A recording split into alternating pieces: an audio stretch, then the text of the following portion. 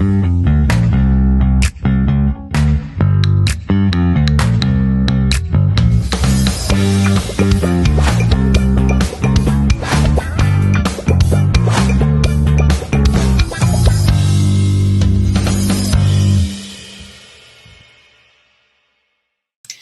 amigos de JA360, bienvenidos una vez más a este su programa. Hoy queremos abrir un espacio muy especial de comprensión, amor y mucha empatía. Vamos a estar hablando sobre el tema del autismo y no como una etiqueta, sino como una forma única de ver y sentir el mundo. Les saluda Karen Centeno. Mi nombre es Esther Moreno y es un gusto que nuevamente nos estén viendo a través de nuestras redes sociales. Los invitamos a que puedan seguirnos en Facebook, en Instagram, en TikTok y sobre todo suscribirse aquí en este canal de YouTube para que puedan seguir con nosotros, acompañándonos en cada programa. Mi nombre es Carelia Rodríguez y también es un gusto estar con ustedes y estar compartiendo este tema tan especial e importante. Les invito a que desde ahí donde están puedan cerrar sus ojos para orar. Oremos. Padre nuestro que está en los cielos, santificado sea tu nombre. Te damos infinitamente gracias por tus bendiciones. Gracias porque nos hiciste perfectos. Te pedimos, Señor, que tú bendigas este programa y también a nuestra invitada especial, que este contenido pueda ser de mucha ayuda para cada una de las personas que están viéndonos a través de las redes sociales. Quédate siempre con nosotros en Cristo Jesús. Amén.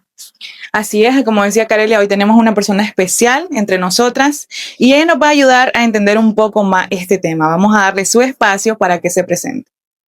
Hola, buenas tardes. Mi nombre es Jaylin Espino, soy psicóloga y pedagoga y en esta ocasión les agradezco a nosotros por haberme invitado a este programa y poder hablar un poco más acerca del autismo. Bien, Jaylin, usted es licenciada en psicología. Y pedagoga. Ok, ¿cuánta experiencia tiene? Cuéntanos un poquito más acerca de su recorrido como psicóloga. Muy bien. Bueno, como ya mencionaba, soy psicóloga y también licenciada en pedagogía. También cuento con un máster en educación, infancia y cognición, lo que me ha permitido pues abrir un campo muy interesante dentro de la neurodiversidad, ¿no? Así como también, bueno, actualmente me desempeño dentro del área de la psicología como terapeuta y también soy docente universitaria, lo que me ha permitido también tener una amplia experiencia en relación al tema de la infancia, ¿no? Como tal.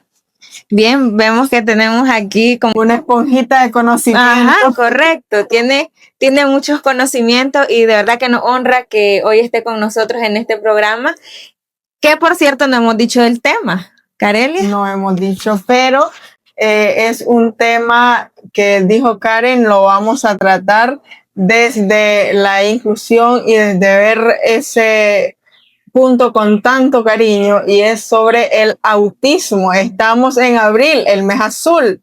¿Por qué es el mes azul? Porque también se celebra el autismo en este mes, ¿verdad? Se hace énfasis. Se hace conciencia, ¿no? Es un mes para hacer conciencia, es decir, tenemos todo un mes para poder concientizar el tema del autismo, no hablar acerca del autismo. Sabemos que no solamente podemos hablar durante el mes de autismo, sino tenemos todo el año para hablar, para hacer concientización, pero es un mes específicamente donde hacemos énfasis que podemos hablar mucho más del autismo, o sea, podemos visibilizar el tema. Así que es un muy buen mes para hacer un enfoque. Para poder vestirnos de azul y poder llevar como a más familias, a más personas este tema, ¿no? Correcto. Y para empezar a conocer un poco más de este tema, porque en realidad hay mucho desconocimiento de esto. A veces lo conocemos como una enfermedad. Si alguien nos dice tengo autismo o vemos un niño que tiene autismo, inmediatamente lo etiquetamos como un niño enfermo, como un niño que no es normal, y quisiéramos conocer más y que nuestros amigos sepan qué es en sí el autismo. Muy bien, excelente. El autismo ya lo hemos considerado como un trastorno del neurodesarrollo que tiene su inicio en la infancia y que por ende tiene afectaciones específicamente en algunas áreas del desarrollo, ¿no? Como tal, lo mencionaba al inicio, es un trastorno del neurodesarrollo que sus características más importantes, digamos, son los intereses repetitivos o las conductas repetitivas el lenguaje restringido y las alteraciones específicamente en la interacción social. Esas son algunas de las características más importantes para hacer el diagnóstico en la infancia, ¿no? Que según lo que hemos estudiado es que se puede hacer el diagnóstico en los 3 primeros años de vida, ¿no? Pero no necesariamente en los 3 primeros donde podemos detectar algunas características importantes, sino en el transcurso, inclusive de los 6 años, ¿no? Que es otra etapa bastante clave en el desarrollo de todos los niños. Hay un tipo de comportamiento que presentan estos niños, porque si el diagnóstico ideal es de 0 a 3 años, hay un tipo de comportamientos que ellos presentan y que nosotros podemos encender la campanita y estar alerta para poder llevarlo y hacer un diagnóstico. Claro que sí, hay signos de alerta que nos determinan a nosotros que podríamos estar acercándonos a un diagnóstico de autismo. Y la primera es las conductas repetitivas, la falta de interés en las interacciones sociales, la escasa la conexión visual que existe entre el niño y el padre puede ser un indicador importante o de análisis para el diagnóstico, ¿no? Otra cosa sería las conductas repetitivas. Por ejemplo, hay niños que apilan o forman en fila diferentes colores, ya que nos podrían nosotros también poder visualizar como una característica bastante interesante en el diagnóstico, ¿no? Pero no solamente esos signos, sino que hay muchos más, como el lenguaje, a veces muy limitado, entonces los papás bastante se interesan porque como no está teniendo un lenguaje de acuerdo a su grupo etario, entonces ya empiezan a preguntarse por qué este tipo de lenguaje. Entonces generalmente los papás llegan con problemas de lenguaje, pero más allá hay otras características que también son importantes y hasta que llegan a la consulta es donde se empiezan a visibilizar. Ok, Jaylin, ahora, ¿será que el autismo es una enfermedad o una condición? Muy bien. Es considerado actualmente como un trastorno del neurodesarrollo por sus bases biológicas, ¿no? Actualmente no hay una causa que determine que hay, digamos, un patrón en la crianza o en alguna otra faceta, ¿no? Más bien es considerado un trastorno del neurodesarrollo o neurológico, específicamente porque está influenciado tanto por la genética como por el ambiente, ¿no? Entonces no hay una causa en específica, pero se habla que puede estar más bien relacionado mental y Justamente eso nos lleva a la siguiente pregunta, porque muchas veces se cree que el niño o la niña tiene esta condición o este trastorno porque los padres han hecho un mal trabajo en su crianza. Y normalmente escuchamos comentarios como, no, es que los padres lo malcriaron o ese niño no lo educaron bien. Entonces, surgen esos comentarios de que la crianza tiene que ver con el autismo. ¿Esta es una realidad o es un mito? Podríamos considerarse que indirectamente sea un mito, ¿no? Pero sin descartarlo, podríamos nosotros considerar que no es una causa en específico del autismo, porque más allá, si bien es cierto, hay causas ambientales que podrían estar influenciadas en el diagnóstico, pero no necesariamente estén direccionadas por este camino, ¿no? Más bien, somos seres biopsicosociales y dentro de esa conexión que existe entre la biología humana, entre los aspectos psicológicos y los aspectos sociales, somos más allá que eso, ¿no? Entonces, los factores ambientales pueden ser una causa, ¿no? Dentro de esto, como los factores genéticos que podrían ser más relacionados a que tengo familias que tienen antecedentes de autismo o de otro trastorno del neurodesarrollo, o más bien hay factores genéticos ambientales que estén influenciados por enfermedades o infecciones durante la etapa gestacional que nos podrían entonces ocasionar, digamos, algún antecedente importante o clínico que nos permite tener como base para sustentar el diagnóstico más allá, ¿no? ¿Hay un tipo de enfermedad o infección específica que pueda llegar a tener, digamos, algo? La causa, que de ahí inicie el diagnóstico.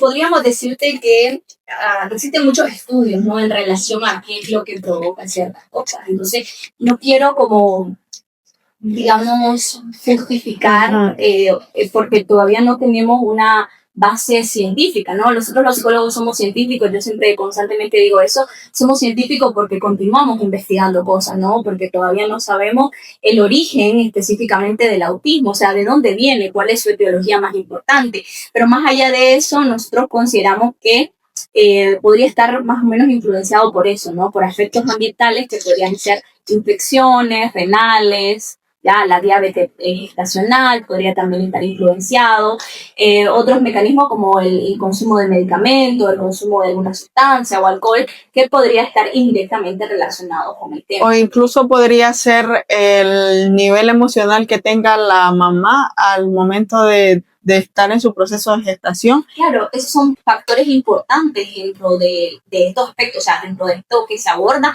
puesto que son factores que predisponen, ¿no? Algunas, bueno, no solamente el autismo, sino otros trastornos en el neurodesarrollo que son vitales, ¿verdad?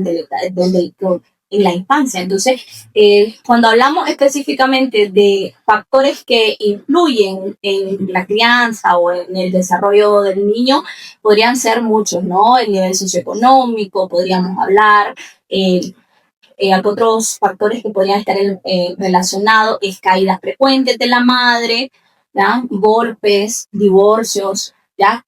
Muchos factores que podrían estar relacionados con esto del ambiente, ¿no? Pero que no necesariamente sea una base sólida y científica que podamos determinar que puede llevarnos al diagnóstico de autismo.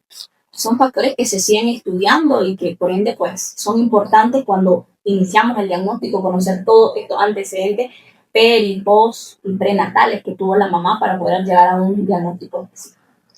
Ok, aquí nos damos cuenta entonces que no necesariamente es de genética, sino que igual es provocado. Así es. Sí, o sea, existen factores genéticos que pueden estar relacionados, pero también existen factores ambientales o psicológicos que influyen en el diagnóstico. Ok, Jaylin, ¿y qué es lo que pasa en el cerebro de estas personas, de estos niños, o sí, incluso personas que tienen autismo?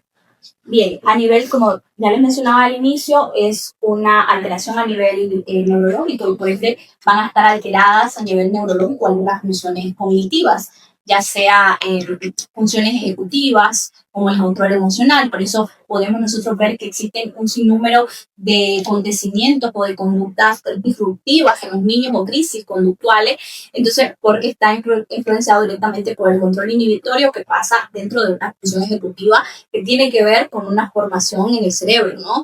Entonces, por eso es bastante interesante, digamos, la pregunta que nos decías, Karen, porque nos permite a nosotros deducir que existen un montón de alteraciones a nivel neurológico, pero que específicamente estén relacionadas con la poca interacción social que ellos tienen, otros intereses restringidos o repetitivos que también presentan, ¿ya? Entonces existen un montón de alteraciones a nivel neurológica. Por eso es que es considerado un trastorno neurológico como tal.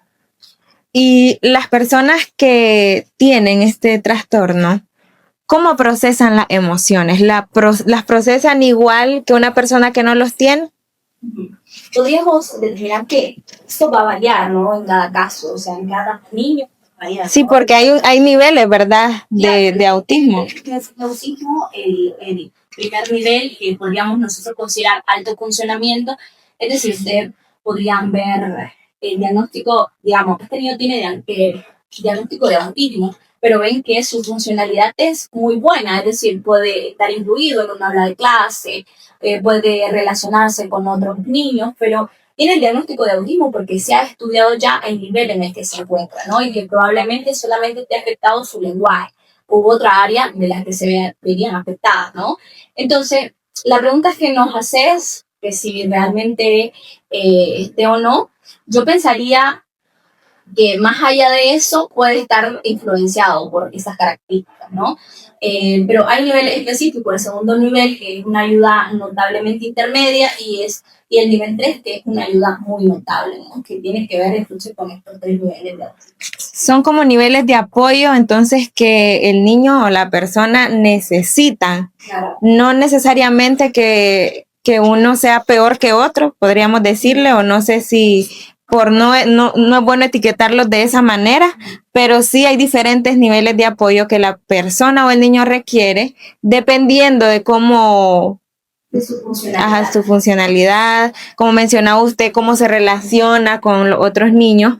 Yo conozco casos de niños con autismo que sí son buenos entablando relaciones interpersonales, pero hay otros que ni siquiera pueden mantener el contacto visual. Entonces, eso podría ser un ejemplo de niveles de apoyo diferentes. Muy bien, excelente. Eso es un buen ejemplo para nosotros determinar en qué nivel puede encontrarse cada niño, ¿no? Podemos poner, digamos, de ejemplo 3 niños de 3, 4, 5 años y podemos decir que todos tendrían un nivel de autismo de diferentes niveles, ¿no? Entonces, uno están incluidos en el aula regular, entonces podríamos decir que dice autismo nivel 1, porque probablemente tiene habilidades que le permiten a él poder estar incluido en un aula de clase, ¿no? Por diferentes características, que no le moleste el ruido, su parte sensorial, digamos, está dentro de lo que espera. Y luego vemos a un nivel 2 que podría estar relacionado con una mayor alteración en el lenguaje, con la comunicación verbal, y un nivel 3 que podría estar relacionado a que están alteradas muchas de sus áreas, ¿no?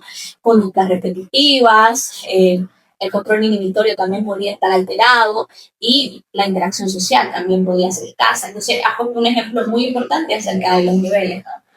¿Qué pasa si el diagnóstico para hacerse tiene que ser entre los primeros 3 años? ¿Qué pasa si una persona obvia esas señales que están dando sus niños y ese niño no se diagnostica en estos primeros 3 años? ¿Hay alguna consecuencia a largo plazo?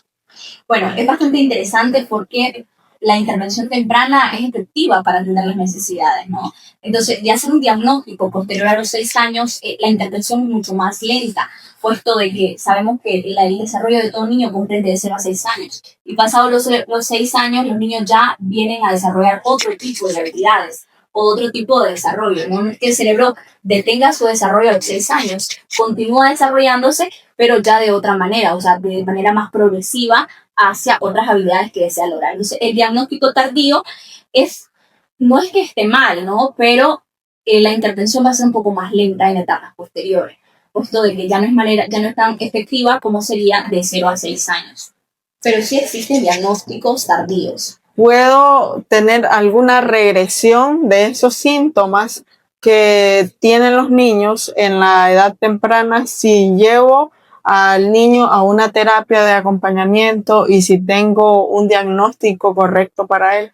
Sí, existen muchos casos de niños que han estado progresivamente en terapia 1 o 2 veces a la semana y que cuando se retira hay retrasos. Es normal porque su nivel sensorial necesita la repetición constante. Entonces, si no hay repetición constante, muchas habilidades se pierden en el proceso, ¿no? Por eso el acompañamiento, la guía constante es importante desde unos 6 años y posterior.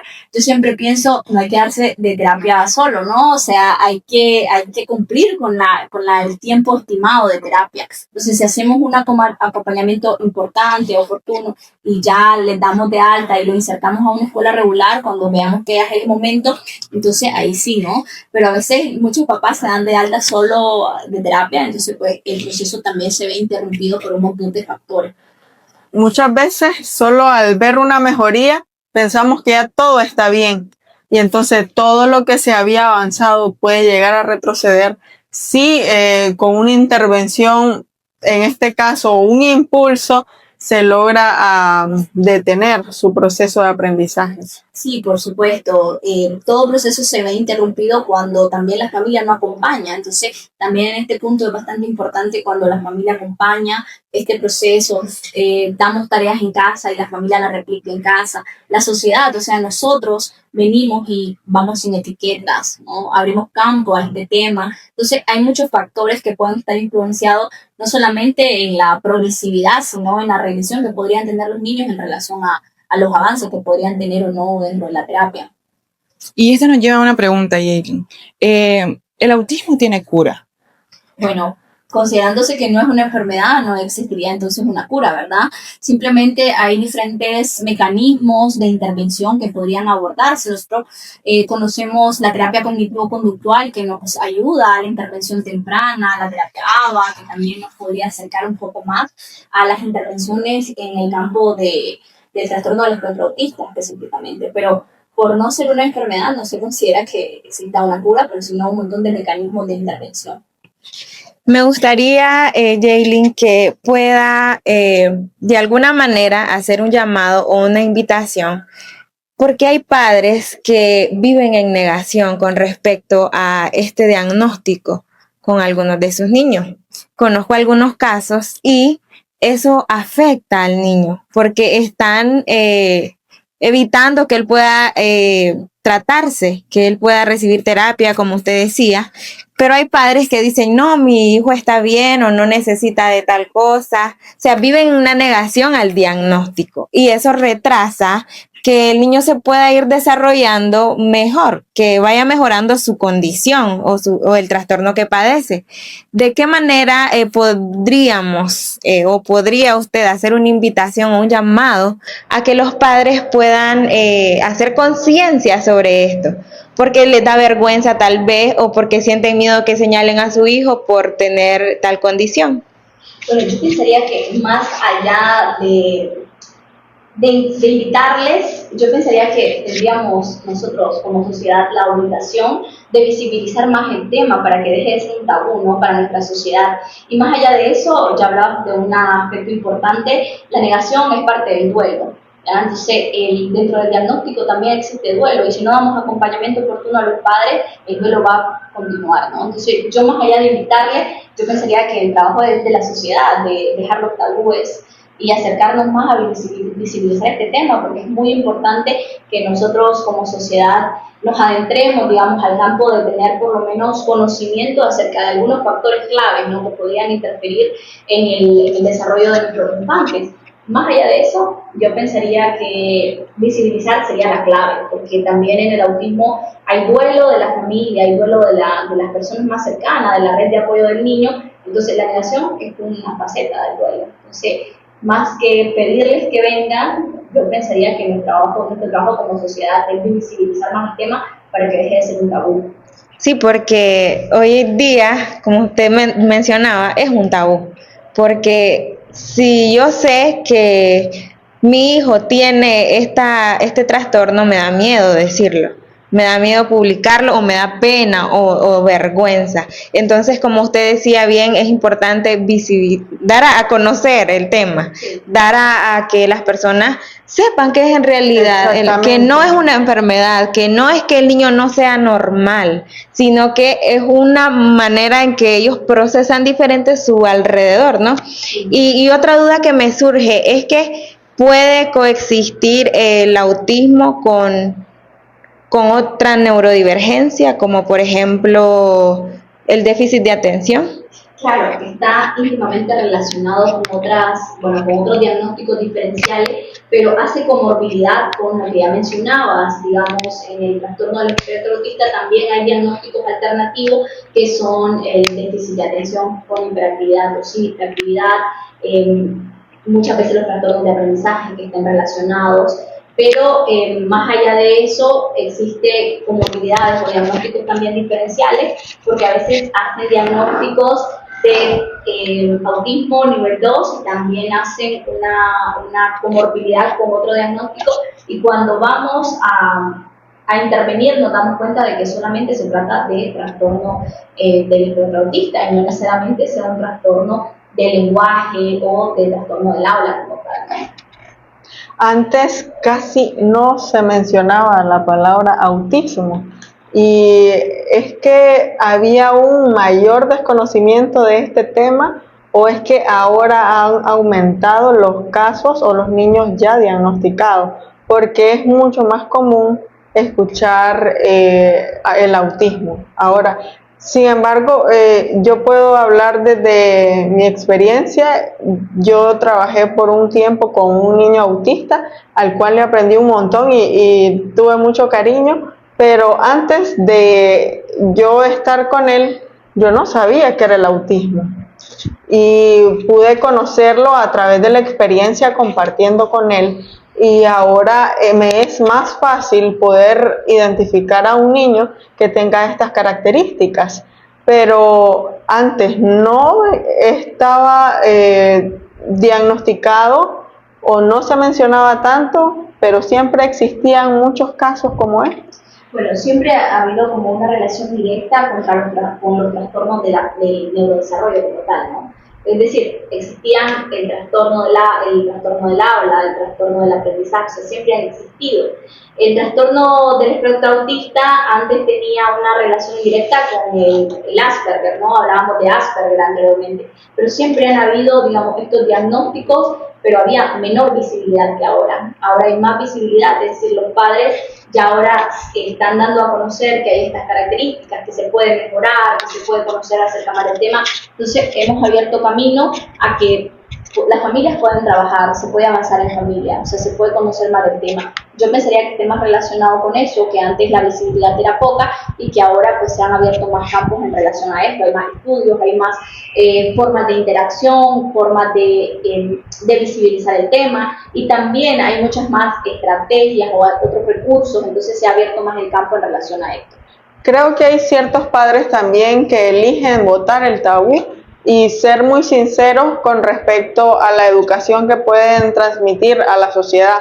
Por ejemplo, hablando de este mismo niño, su mamá es una persona muy especial porque el trato con él es muy cariñoso y todo, pero he visto en redes sociales, él ya es un adolescente, y he visto en redes sociales que parte de los comportamientos que quizás él tiene con respecto a la interacción social o al estar involucrado con otras personas, entonces ella muestra, no es que no me guste tal cosa, es que prefiero esto, entonces también ella hace un tipo de educación en redes sociales para que nosotros, las personas que quizás no sabemos de este tema, podemos comprender un poco más.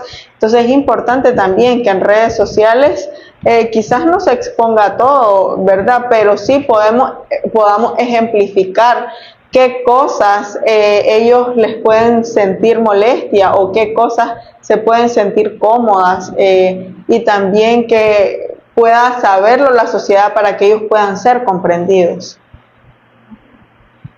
Ok, Jaylin, ¿cuál es el mito que hoy quisieras romper sobre el autismo? Que muchas veces como personas tenemos una idea que tal vez es errónea. Yo pensaría que una de las cosas en las que he trabajado durante mucho tiempo es la concepción de que todos nos comunicamos de manera diferente, nuestra comunicación no tiene que ser igual, ¿ya? Entonces siento de que ahora, bueno, actualmente el lenguaje, el hablar ha sido como lo más importante que quieren resaltar en los niños, ¿ya? Y la comunicación es diferente para todos. Entonces todos nos comunicamos diferentes, y una de las cosas que a mí quisiera romper, digamos, dentro de la población en general, es el hecho de creer que el niño puede externalizar el lenguaje de manera perfecta, ¿ya? Cuando en el autismo existen dos niveles de lenguaje, el lenguaje verbal y el lenguaje no verbal, entonces podríamos tener estas dos concepciones y sin, digamos, evaluar, digamos, más allá del tema, ¿no? Entonces yo pensaría que una de las cosas que me gustaría romper es que permitamos a los niños vivir, digamos, de una manera real su lenguaje, ¿no? Que sea espontáneo, que sea que hay que dejarlo ser. Ajá, que ya sabemos que en el autismo va a haber una alteración en el lenguaje pragmático, va a ser mucho más difícil conseguirlo, ¿no? Pero que también existen recursos alternativos que podrían llegar en las etapas posteriores al desarrollo total de este lenguaje. Entonces, una de las cosas que me gustaría romper es el hecho de que todos nos comunicamos diferentes y nos podríamos seguir comunicando durante mucho tiempo de manera diferente. Y no significa que esté mal. No significa que esté mal. Otra duda que nos surge con respecto a este tema es que al momento de que diagnostican a la persona con autismo, dicen que padece, ¿cómo es el término? Espectro, ¿no? Espectro autista, así, algo así. Entonces, ¿qué significa la palabra espectro? Porque es una palabra como que asusta un poco por ser muy científica tal vez o muy técnica. ¿Qué significa que el autismo sea un espectro? Bueno, es tan sencilla la respuesta, porque espectro quiere decir que todos vivimos el autismo de manera diferente. ¿Ya? Podríamos decir que un niño de nivel 1 no lo vive igual que un niño de nivel 2. ¿Ya? O un niño, inclusive, del mismo nivel no lo vive iguales. ¿Ya? Entonces podríamos decir que espectro es que todos vivimos el autismo de manera diferente. Son experiencias diferentes, mundos diferentes, sí, experiencias diferentes. Sí. Hay entonces diversidad. ¿Podría decir que significa diversidad en cuanto al nosotros determinar que existen, si tuviéramos un ejemplo real, yo podría decir que existen dos tipos de cerebro, ¿no? Uno es lo que conocemos como neurotípico, que es el cerebro que no tiene ninguna alteración, digamos, ¿no? Existen algunas crisis conductuales en este cerebro neurotípico, pero es lo que consideramos dentro de la normalidad, ¿no? Y luego tenemos un cerebro neurodivergente que tiene experiencias sensoriales distintas, lenguaje distinto, conductas distintas, y por eso es espectro específicamente. Por eso también conocemos de que todos somos especiales y Dios nos ha hecho a su imagen y semejanza y que debemos de alabarlo porque formidables y maravillosas son sus obras, dice Salmo 139:14. Y a veces nosotros incluso ponemos peros y nos preguntamos muchas veces por qué. Pero qué bonito también que en la Biblia hay este tipo de mensajes que nos hacen pararnos y reflexionar y decir, te he hecho perfecto y eres una obra maravillosa creada a imagen y semejanza mía.